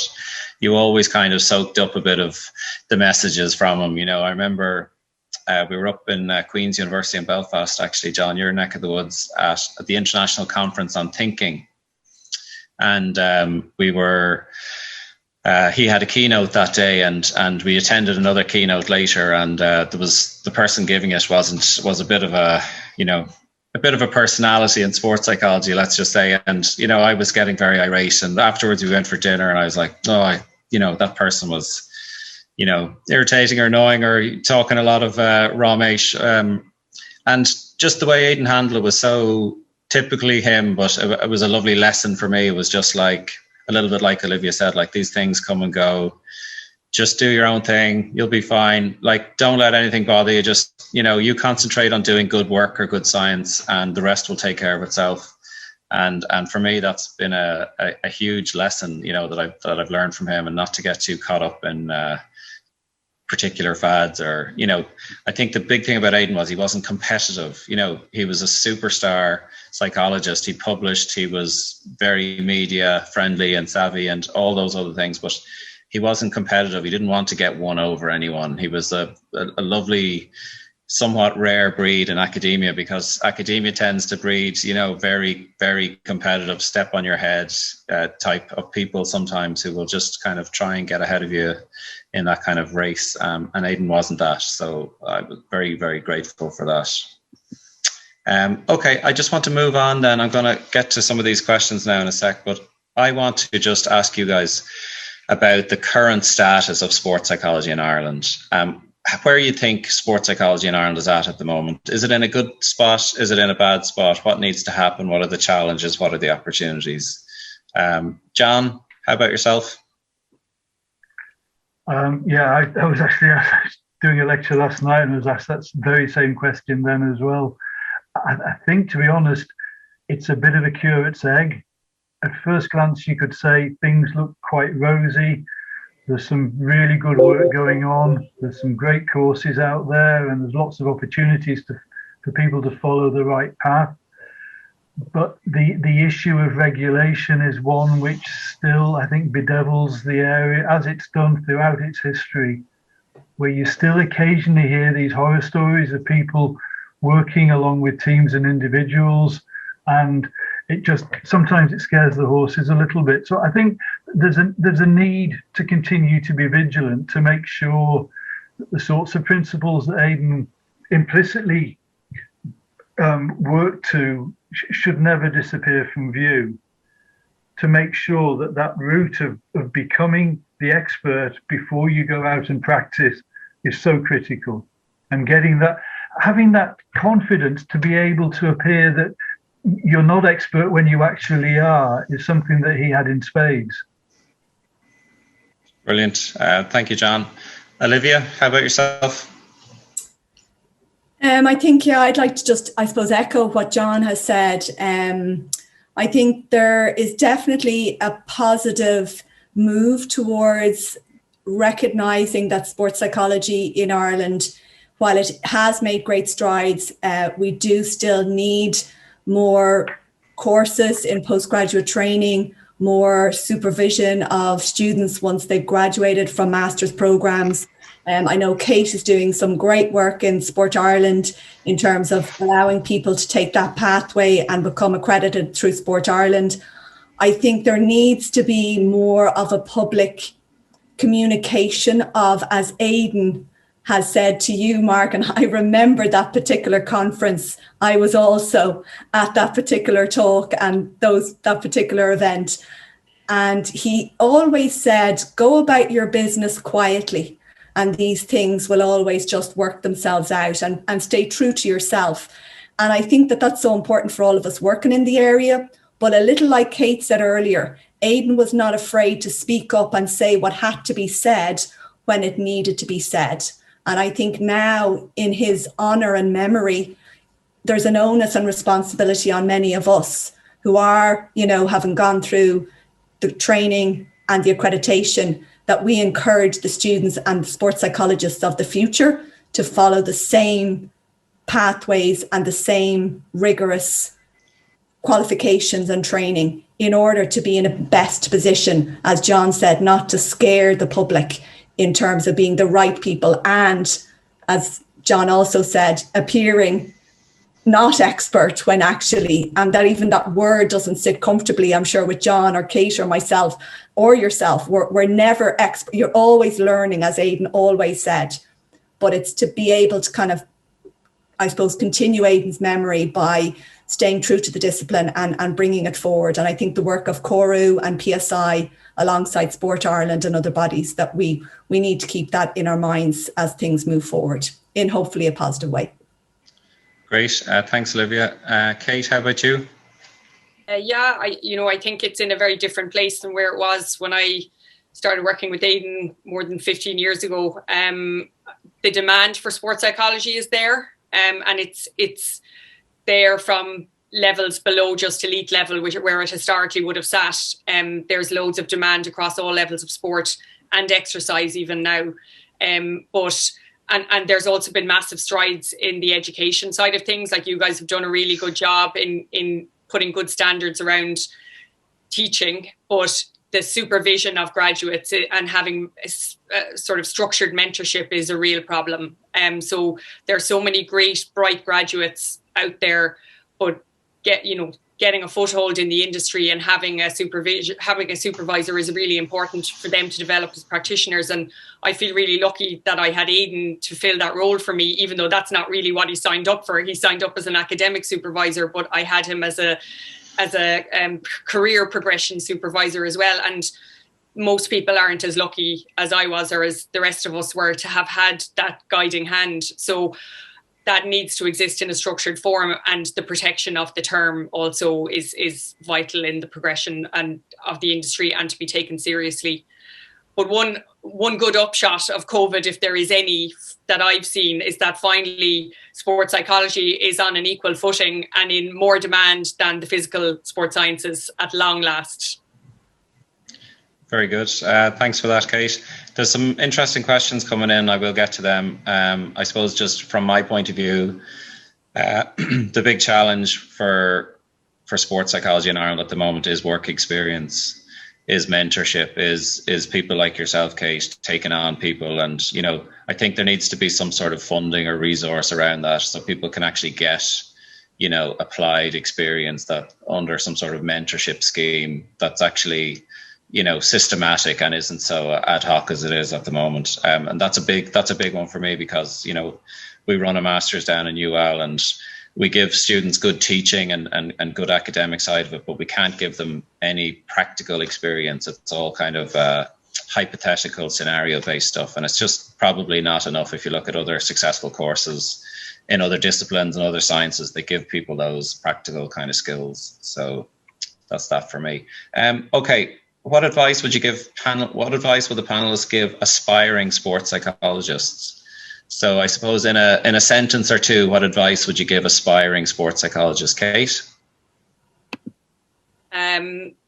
Well, it's not very uplifting advice sometimes, but when students come to me, or people who are interested in pursuing a career, I always tell them to make sure they have a primary source of income and not to be depending on sports psychology as their primary source as soon as they graduate. It needs to not be something you're fully reliant on until you're able to make the decision to become an independent practitioner, or full-time jobs in sports psychology are really hard to come by. So in order to have a long-term career in it, don't be fully dependent on it as your income when you graduate. Okay, John? I think first and foremost, you have to be prepared to put in the hard yards early on. That is, you don't rush out there and look towards practice until you've really got that grounding in the literature. That's in a sentence. Great, thanks for that, John. Olivia, what advice would you have? Yeah, that's kind of a tricky one. I think kind of Kate and John have really summed it up in terms of what I would advise as well. Again, I'm very lucky that I love my job because it has such a variety in terms of being an academic, but also a practitioner, also a researcher, also a writer. And I think for any aspiring sports psychologist, it probably is advisable that you don't, I know Kate has alluded to, don't put your eggs all in one basket, but variety actually in your role actually helps to cross-fertilize other areas that you are passionate about in terms of your other roles. So I think, not wanting or viewing sports psychology as being, I want to be a sports psychologist and the practitioner applied side is all you see it as. I think seeing it in a wider capacity and then looking at ways that you can actually have a proper, good career, looking at all those different opportunities is important. Great. A quick one from me, I suppose advice would be try to not be a one-trick pony. So if you think mindfulness is the be-all and end-all of everything, don't try and farm mindfulness out on every athlete you've ever wanted to work with or whatever it might be. It's that idea of having which goes right back to the root of psychology, a person-centered approach. Each case is different and requires a different context and maybe a different approach. So that would be my advice. There's a couple more really interesting questions here. I want to get to them now. What do you think is the most important thing for athletes to know from a sports psychology perspective? I think that's a great question, whoever sent that in. John, we might land that one on you first. Yeah, I think the elite sport at the moment it's going through fairly dark times. I think more than anything, what I'd say at the moment is people have to recognize that the most important thing in sport is still enjoyment. Endurance seems to almost have taken center stage. And I think the most important has to be that you can still put packages together which will enhance performance, where enjoyment is still at the core of that package. It's been lost somewhere along the way. It's quite distressing to see the damage that's been caused at the top level of sports at the moment. So that would be. Very good. Thanks, John. Kate? Yeah, I would definitely echo John's sentiment. I don't think I know any athlete who's performed at their best when they haven't been enjoying what they're doing. So that's at the root of everything, is finding a way to make it fun. And if it stopped being fun, figure out why. And the second one is, you don't just have to go to a sports psychologist when you're in crisis and having an awful time. Actually, if you're lucky enough to have access to one, use it when you're in a good place as well, so that you can reinforce what's helping you to be in a good place, and remember that. Very good. Thanks for that, Kate. Olivia, how about you? What advice would you have? What do you think is the most important thing for athletes to know? Again, I think kind of following on from what Kate and John have said, my advice would be, I think one of the things that I most commonly see among the athletes that I work with now is that they're afraid to fail. They're afraid to make a mistake. And I think it does come back to the fun and come back to the importance being put on winning at all costs. Something I know our dear Aidan hated. It was like, absolutely have fun, but always be willing to have a go. So one of my favorite phrases at the moment is, to be brave, and to be brave in the acceptance of it'll never be perfect. It doesn't matter what it is, a game, a research study, a CA, an assignment you're doing as a student, or as a sports performance. It will never be perfect, but that still shouldn't stop you from trying to achieve a personal best and to go out and give it your best shot. But it is about accepting that imperfection is part and parcel of that, and not to be afraid to fail. Fail fast, fail forward, and just move on to the next lesson. Very good. Thanks, Olivia. For me, I think the advice I give, or that athletes should know about is at its very essence, I think psychology is quite simple. It's about knowing yourself, and it's about being aware of what's happening, in certain situations in your body or in your mind or whatever it might be.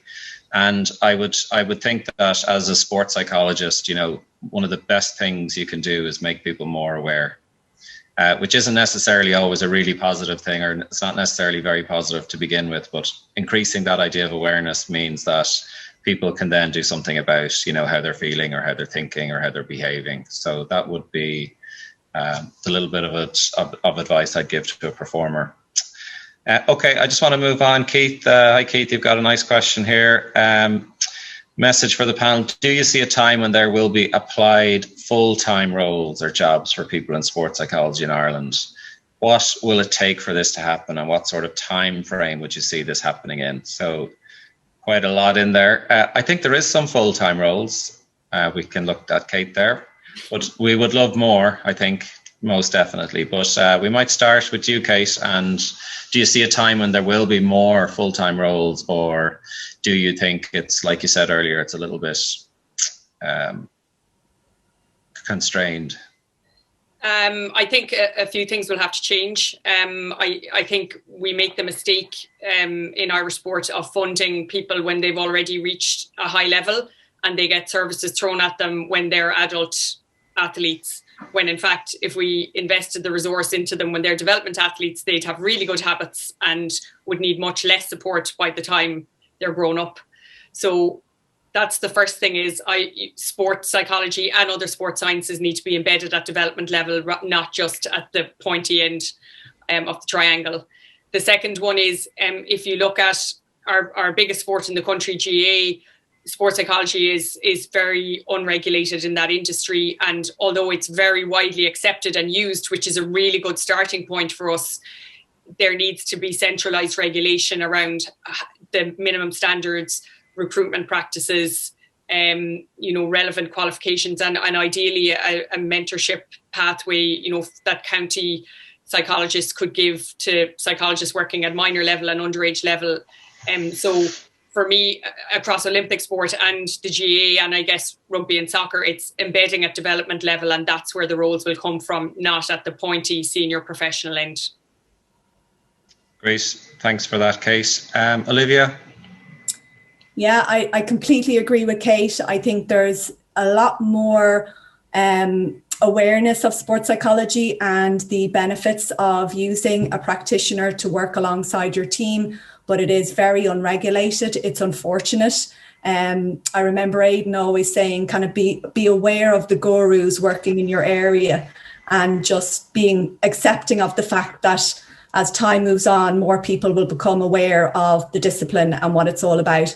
I mean, I think the positive side of it is that every single one of the graduates that comes out of the Masters, for example, in UL or WIT, or even on the certificate in sports psychology that we run in IADT, education and knowledge is power. So the more students come through programs like that, and we can educate them to know what is sports psychology, what is the ethical and professional training that people should have in order to become sports psychologists, I think that's where we can then start to kind of, as Kate said, go to those sports and educate different governing bodies about who should and shouldn't be potentially working with their athletes, and then creating pathways for the people who are qualified as young graduates to have opportunities to go in and work in those kind of settings.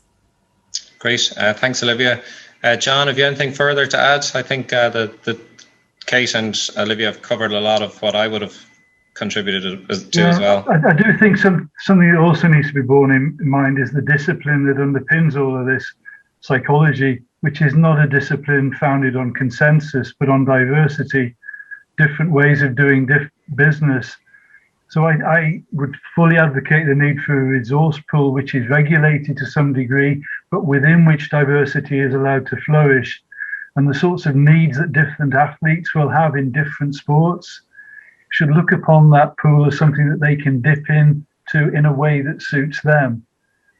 Now, as Kate mentioned earlier, to carve a full-time career out of being a member of that pool can sometimes be tricky. But from the athlete's point of view, I think that's the most useful resource. Very good. Thanks, John. There's one issue that I think I'd like to just throw into the mix here as well. It's that sports psychology sort of traditionally belongs in sports science and PE departments and kinesiology departments, and psychology kind of, sport wasn't sexy or cool enough at some stage, 20 or 30 years ago, and sports psychology was kind of farmed out to sports science and physical education. And I think Aidan would absolutely love this, and he'd support this. We've chatted about it many times. He'd love schools of psychology, departments of psychology to take on sports psychology, training or masters or, postgraduate opportunities within that. I think that would be a big step forward as well, just in relation to Keith's question there, because it might tie it in with other disciplines in psychology. It might get resourced better, and it might lead to better outcomes, i.e. career progression and so on. So just throw that in there. We have a few more questions. Thanks for firing them in there, folks. Are there any tips and tricks that athletes can use to break through a tough patch? So we might, we'll land that one on Olivia. What do you think, Olivia? Tips and tricks, okay. I think there's a couple of things based around what I've already said, and that is if they're going through a tough patch, often athletes have they're often their own worst critics, if you like. They're very harsh on themselves, and they often catastrophize their performance in a way that is so negative that it skews it in a way that it's not really representative of the performance at all. So it's always about coming back to basics. Aidan's and many people are sick of hearing, I'm sure, Aidan used, these words and said they were cliched phrases of like control the controllables. But that's all you can do. You can only control your attitude, your effort, your actions. So it's coming back to the basics of the simple things, doing them correctly. And when you make a mistake, you move on from the mistake. And there's a great phrase that I like to use with athletes at the moment, and that is that when they make a mistake, that they do a little brief, like what we call a hot debrief, allow themselves to kind of have a think about it, learn the lesson, and then to move on quickly. And kind of that kind of Aidan's, you park it and you replace it, you move on to the next move. So Aidan loved the phrase task focus as well. Give yourself a job, give yourself a task to do. So if things aren't going well, focus on a skill that you can do well and kind of, put your attention on that. Often a bit of a slump in performance. They say often about kind of rugby or soccer players, if they haven't scored a try or scored a goal, they're in a slump. And it's hilarious how they can go for game after game with that happening. And it only really takes one game, one move, one performance to change all of that very quickly. So it's just about kind of sticking with it and going back to the simple things and controlling the controllables in terms of the process of what you can. All right. Thanks, Olivia. I have a new question now for Kate and John, perhaps. Just from a practitioner point of view, I know, Kate, you're at the coalface. So do you think that sports psychology should always be evidence-based, or is experience and instinct useful? So it's kind of an evil question. It's good. It's a good one. I think very often what you can do with hindsight is you can look at that instinct and you can test it against the evidence. And I think there are lots of examples of people throughout sport who weren't necessarily sports psychologists, but their messages were rooted in sports psychology. But just to assume that instinct will always be right, I think is a very dangerous thing to do. You need the evidence there as the test. That it shouldn't just be a question of saying evidence leads to practice. Sometimes practice should be tested against evidence. So it's a two-way street. I'd love to come back on that previous question, if you don't mind. Do, please, absolutely, John, yeah. I think it's just really interesting, because a couple of years ago, I went through a phase where about 2 or 3 interventions, one after the other, the people I worked with retired as a consequence. And I didn't know whether to feel guilty, but I look back, and with each of them, it was at a stage of life where it was actually the right thing to do. Sometimes if you're going through a tough time like that, you actually have to have the courage to step back and look and say, right, where am I? And do I really want to be here anymore? And you got the classic examples. The one that immediately springs to mind in terms of sometimes getting perspective when you're too close to the action was what happened with Rory McIlroy after he bombed out in the Masters that time. That what his manager then did was sent him off to Haiti. I don't know if you remember this, as a UNICEF ambassador. And this was an anecdote that Aidan actually gave me at the time. But he said, just put your feet back on the ground. And Rory at that stage looked around him and said, right, there's more important things. You got Lee Westwood at the moment, who's just doing exactly the same thing. He's got that perspective back to his golf. So I think stepping back sometimes can be useful instead of ploughing on. Sorry. Excellent. No, that's great. Thanks for that. Thanks to everyone for firing in your questions. We have plenty to get through here, so I might just jump on, unless Kate really wants to answer any more, to the next question, which I'll put to Kate first, comes from Emma, and it's: do the panel think leadership groups in team sports are effective? Or do they almost force a hierarchical structure upon already kind of complex group dynamics? Thanks for that one. Nice tricky question. It's a very difficult thing to answer without knowing the context. But what I always ask coaches and players when they're talking about leadership groups is to have clarity on the outcomes that they want for the formation of the leadership group. And so, like, a lot of times I see leadership groups that exist without actually knowing why they exist or what their role is. So role clarity for the members of the leadership group is really important so that they actually can perform a function. And it also, it has to be clear on where they sit in relation to their closeness to management versus their closeness to players, because where the leadership group is positioned can often be slightly contentious. So it's a bit like the psychologist having to position themselves neutrally between the athletes and the management. The leadership group are in a little bit of a similar position. They need to be advocates for the players, but they can't also just be running and making every complaint that is fed into them. They have to filter it and distill it down to the ones that are important. So I think there's value in them because there often does need to be a conduit between players and management when the squad is very extended, but they need to have clarity on what they're there for. Okay, very good. I have another question here which I might put to Olivia because it's PSI and BPS and accreditation related. It's from Danielle, and Danielle says, is it essential that your master's and PhD is accredited by the BPS or the PSI to become a qualified sports psychologist? Or is there a way to apply for accreditation with the relevant master's?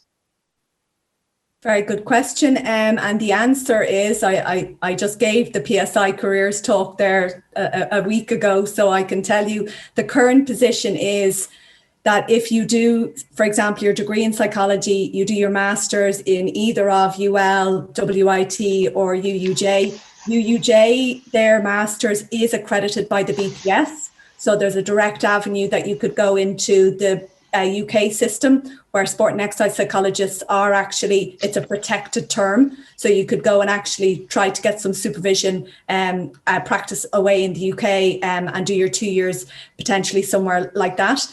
But if you go with WIT and UL, as Kate would know, you can do your master's and then with some case study experience and some other, supervision and so on, you can apply for accreditation through Sport Ireland.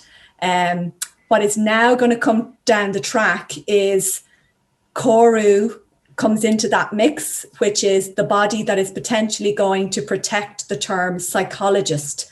And at the moment, they're only looking to protect the general term psychologist, and that would be a degree plus a master's. But there's a number of other things that the master's would have to have in order for you to actually be allowed to use the term psychologist. So currently, the answer is undergraduate degree, master's, supervision over a number of years, experience. And as I've said then, the best avenue in Ireland would be accreditation through Sport Ireland with Kate and her team in that capacity. And the people who are, as we've tried to, I suppose, instill tonight, the practitioners that have gone through that ethical professional training, they are the people then that Sport Ireland would accredit. And you... Okay. That's pretty much it. Yeah, great. Thanks, Olivia. I'll just add to that and say that, if you haven't a degree, an undergraduate degree in psychology, but you've done a certain number of modules through your master's course, you can apply to the PSI or the BPS and they will tell you which modules you're deficient in. And they will say to you, you need to do developmental psychology and neuropsychology, etc. And then you can do them through Open University, or you can register to do a single module in a university, which can help you get that accreditation process underway as well, just to add to that. Nice question here from Suzanne. I'll put this to John, if you don't mind. It appears that a lot of sports psychologists seem to come from competing at a high level in a given sport. Is this a necessity to become a successful sports psychologist? No, not at all. I think sometimes, in actual fact, it can be the reverse. That having been too close to a sport doesn't necessarily give you that outsider perspective, which is sometimes allows you to throw a fresh light on a particular issue. It's like, this idea that managers all have had to and coaches have all had to compete at a high level. Certainly a familiarity with those working practices is going to be useful, but no, it certainly isn't a given for the job. And another related issue is, in terms of the knowledge that you should have of certain sports, the worst thing you can try and do is pretend you know more than you actually do. There's nothing wrong with going into a sport and admitting that you're learning as you're going along. But you would hope the principles that you bring from the discipline can be applied to whatever sport or recreation you're dealing with. Yeah, absolutely. I couldn't agree more, John. Thanks for that. I have, there's a nice question here from Tim, which I'm going to end with. So hang in there, Tim. I'll get to that one. But Martin has a question here, and he says, what mental tips or advice would the panel recommend for a sport coach who is working with a new GAA team and dealing with the high expectations involved? So Kate, maybe, and then Olivia, and then John, if you all want to contribute. So, sorry, when they say a sport coach, do they mean a coach or a manager of a GAA team? Yeah, exactly. So what mental tips would you recommend for a sport coach who is working with a new GAA team? Get to know your players. That's like the basis of being a good manager or a good sports psychologist, is being able to form relationships and showing that you have an interest in them as people as well as athletes, and that way they'll play for you. And I think one of the most important learnings I've had over my career is athletes don't care what you know until they know that you care. So coming in and trying to impart knowledge with people when they have no idea what your agenda is going to be pretty futile. So spend time, get to know them, show you care, and then they'll play for you. Great. Thanks, Kate. Olivia, have you anything further to add? Yeah, just again to add to what Kate said there, I think investing in knowing who they are, what makes them, as I think Aidan used to say, knowing what made them tick is important. But I think also, getting that kind of the phrase we use is, what's their purpose? What's your why? Why are you here? What is your, ultimately motivations and your, kind of sense of purpose in terms of your sport and what you want to achieve. And the athlete should always come second to the person. It should always be person first, athlete second. So as a coach, remember, you don't have a group of athletes, you have a group of people first, and they are just by chance athletes as well. Great. Thanks, Olivia. John, have you anything to add? Yeah, my advice would be move next door to a sports psychologist. In actual fact, very often the most effective interventions is where you're not necessarily dealing with players, but you're dealing with the coach or the manager. And what you're doing is you're the sounding board.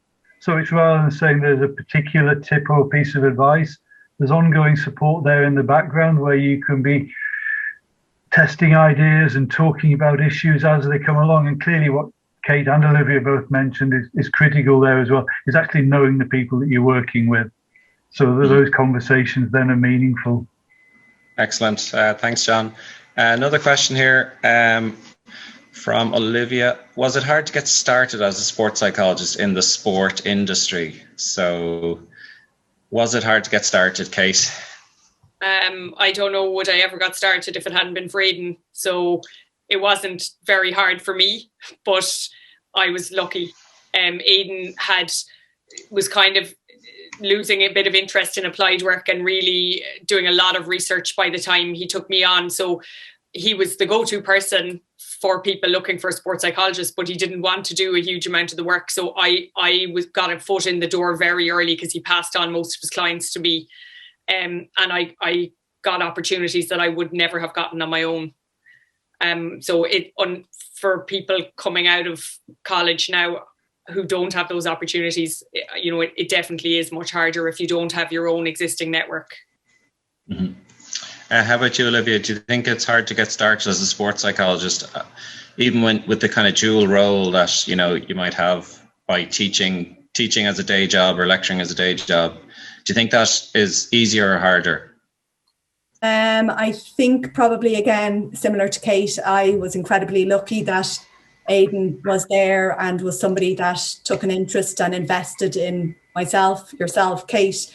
Aidans are few and far between, and I think that's been very much the theme of tonight.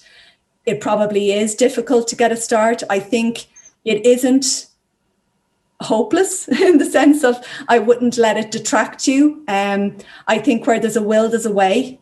And Aidan would have always said that too. You know, if you're passionate about it and you really are going to be prepared, as John said, to work hard, there are ways that you can get access, and developing a network and putting yourself out there. A lot of it is, though, that you have to be prepared to work weekends, to, you know, do things pro bono, which some people are not prepared to do. But ultimately, that's how you build up experience, and you potentially get some kind of a network and a reputation that will allow you then to obviously move on to bigger and better things. So I wouldn't be disheartened, but I wouldn't underestimate the challenge either. Thanks, Olivia. I'm just conscious of time, so we might just have 3 final questions here. One from P. Goff and one from, another one's come in. We'll do 4. We'll do them quite quickly. There's an interesting one here from Oisin, and it's: as the practice of sports psychology starts to make its way down from the elite level to sub-elite, amateur and grassroots, as Kate was saying there earlier, do you think practitioners will face a challenge of that win-win-win mentality from clubs and coaches? Or do you think sport in Ireland has already shifted to focusing on athlete well-being and participation? John, what do you think? I think this is such a critical time we're at the moment, that rather than being forced down this road, we should be leading people down this road. That to say that sports psychology intervention is actually foremost about well-being.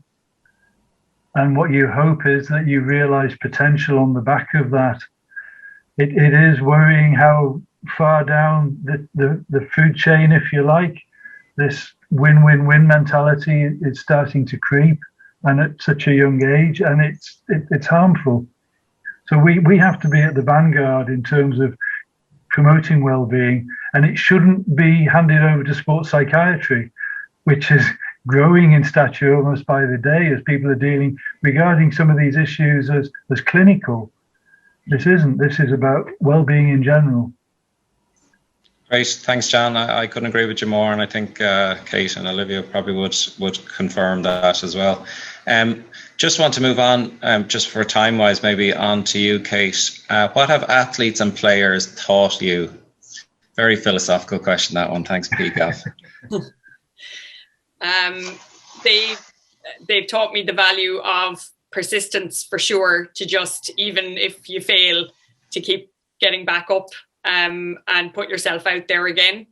They do it probably in a much more visible and public way than we do in the background. But if it has taught me, if people can get back from a soul-shattering disappointment in the public eye, then as a practitioner, you know, there's nothing to fear. So for me, that would be one of the biggest ones. And then the other one is, you don't like to call it sacrifice, but and the athletes don't call it sacrifice, but what they're prepared to do in order to pursue the goals that they have is exceptional. And I don't know if people from the outside appreciate, you know, how much of the rest of their lives they miss because of sport. You know, social events, families, graduations, christenings, weddings. And, you know, I think it has kind of taught me that you can't have it all. If you want to really succeed in an environment, you do have to put things in second place. Sometimes it's not possible to do everything and have it all. Great. Thanks for that, Kate. Second last question, I'll put this one to Olivia, if you don't mind. It's from Peter. And Peter says, how to create a positive environment if the environment is already negative? Oh, that's a really difficult one. I think it goes back again to, you've got to know your environment. You've got to know who the people are. I remember John, you know, speaking about this before at a talk that I was at, and I remember him saying that, you know, conflict is not always a bad thing. You know, sometimes creating healthy conflict within a team can be a good thing and helpful to performance and to the team environment. So you have to know, like, I'd need more, again, Kate says it's about context. You'd need to know more about, well, what is the positive environment in terms of what the team views it to be versus the negative environment that they think is there. And then sometimes it's just helping them to have a bit of a change of perspective. Sometimes the conflict is being viewed as a negative thing when it isn't a negative thing. It can be quite purposeful and productive if it's used in the right way.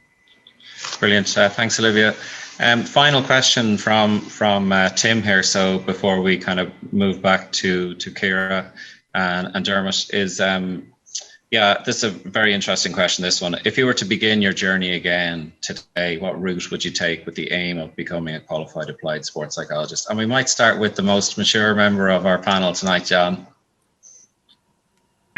That's me, yep. I probably won't be popular for saying this, but I do think that broad base of a general psychology degree is so important to make sure that you're not siloed and you're not channeled from too early on. It's amazing how much material I can think of that that's been brought to bear from other subdisciplines within psychology to helping understand problems within sport, and to not have the opportunity to recognize that material is there, I think is incredibly limiting. So my advice would be psychology degree first of all, and don't specialize early on. But once you have that there somehow as that knowledge base to work from, then you move from there to developing the skills and the knowledge around sports psychology in particular. That's brilliant. Thanks very much, John. I'm just conscious of time, and I just want to thank the panel members tonight, Olivia, Kate and John. I think hopefully we've done Aidan's memory a bit of justice, and it's been my pleasure and honour. I'll hand you back to Ciara now. Thanks so much, Mark, and thank you so much to all of the panel who I think really just gave us such an insight into sports psychology in Ireland, and in particular, of course, into Aidan's contribution. Just to finish up today, we have one last video that I want to show you. And this is kind of a preview of the UCD School of Psychology Memory Wall project. So this project was developed by Aidan along with colleagues in the school and with students from our undergraduate programs. It's funded by the UCD College of Social Sciences and Law. And the aim was to create an animated video that captured aspects of the school's history and its connections to students past and present. So we wanted to share this preview with you this evening in recognition of Aidan's contribution to this project, and indeed, of course, his contribution to the school as a whole. So this, I think, is just will be me signing off at the end of the webinar. So just to thank everybody so much for a really, really fantastic evening and just really a lovely celebration of Aidan's life and work. I just wanted to say on behalf of the Moran family how deeply moving this whole seminar has been. I think Aidan would have been embarrassed because it was so much praise of him, and he was, as we know, very modest. But he also would be very, very proud, and especially to see all the discussion about the future of sports psychology and where it's going today and how to enter the field and all of those things that he himself was so involved in promoting. So I'm delighted to see, I think he would have been delighted to see sports psychology so centrally being celebrated here as one of his lasting legacies. So on behalf then of the Moran family, I just wanted to say to all of you, thank you so much. Thank you for this very special evening. Thank you. Thanks, Dermot. So just lovely to hear from all of the panelists about their work with Aidan. And also, thank you so much to everybody for putting all of their memories into the chat. It's been lovely to read those as we go along and see how much Aidan touched everybody's lives. Okay, so as I say, just to finish up, I'm just going to share this short video. And really, it's just, as I say, this was something that Aidan was so involved in and just as part of his contribution to the school. So thank you all so much for being with us today.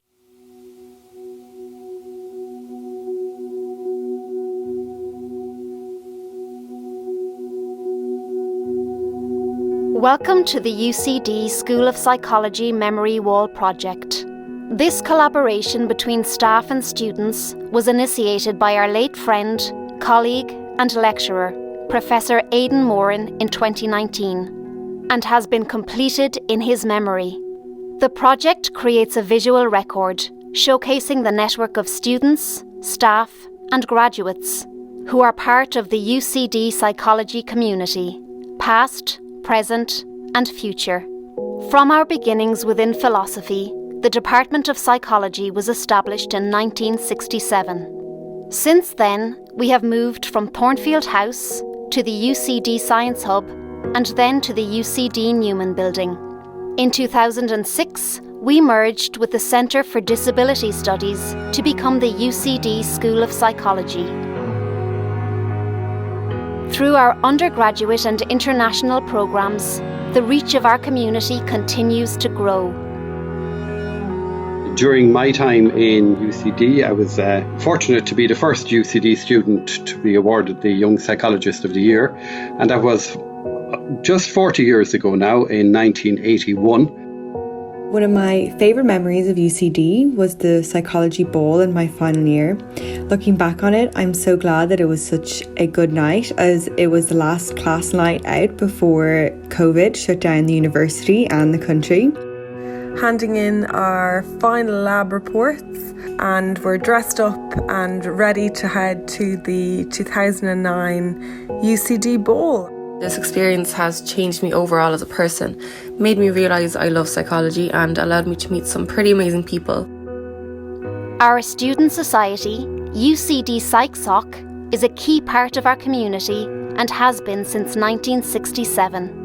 Its original objectives were to promote the study of psychology in all its branches by providing a forum for the discussion of psychology and related topics, facilitating visiting psychologists, and promoting and discussing original research amongst members. Today, UCD PsychSoc is a vibrant and active group, organising academic and social events and engaging in psychology at a national and international level. We are proud of our graduate network and enjoy welcoming them back to meet current students.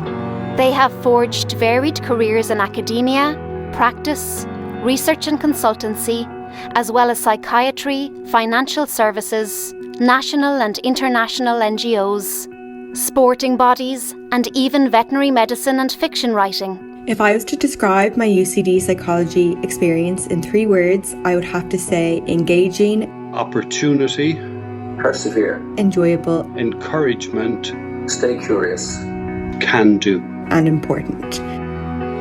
We hope that this project will serve as a reminder of where we've come from and where we have the potential to go. We hope Aidan's legacy will continue to inspire current and future students to strengthen our connections and expand our network by becoming part of the wider psychology community, both at home and abroad.